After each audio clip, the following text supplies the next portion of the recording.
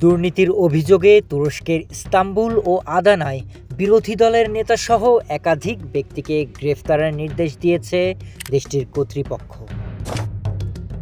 ইস্তাম্বুলের প্রধান পাবলিক প্রসিকিউটরের দপ্তর জানিয়েছে, মোট ৪৭ জনের বিরুদ্ধে গ্রেফতারি পরোয়ানা জারি করা হয়েছে, যাদের মধ্যে ৩০ জনকে ইতোমধ্যেই আটক করা হয়েছে। আটক হওয়া ব্যক্তিদের মধ্যে রয়েছে স্থানীয় পৌর মেয়র ও শহরের কয়েকজন শীর্ষ কর্মকর্তা। সরকারের রাজনৈতিক বিরোধীদের লক্ষ্য করে চালানো ধারাবাহিক অভিযানের এটি পঞ্চম দফার ধরপাকড়। চলতি বছরের মার্চ মাসে ইস্তাম্বুলের মেয়র এরকেম ইমামোগ্লুকে কারাদণ্ড দেওয়া হয়, যিনি প্রেসিডেন্ট রিসেপ তাইপ এরদোগানের প্রধান রাজনৈতিক প্রতিদ্বন্দ্বী হিসাবে পরিচিত।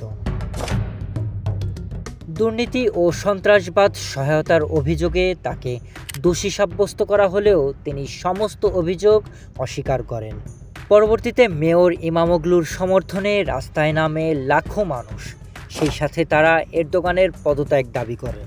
তখন তীব্র আন্দোলনের মুখে তুর্কি প্রেসিডেন্টের ক্ষমতায় টিকে থাকা প্রচণ্ড চ্যালেঞ্জ হয়ে দাঁড়ায়। তবে বিভিন্ন কৌশল ও কঠোর ব্যবস্থা গ্রহণের মাধ্যমে আন্দোলন দমন করতে সমর্থ হয় এরদোগান সরকার।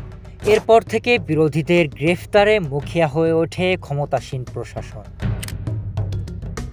এদিকে বিরোধীরা দাবি করছেন, রাজনৈতিক প্রতিহিংসা ও একচ্ছত্র ক্ষমতা টিকিয়ে রাখার জন্য এরদোগান সরকার তাদের বিভিন্নভাবে কোণঠাসা করার চেষ্টা করছে।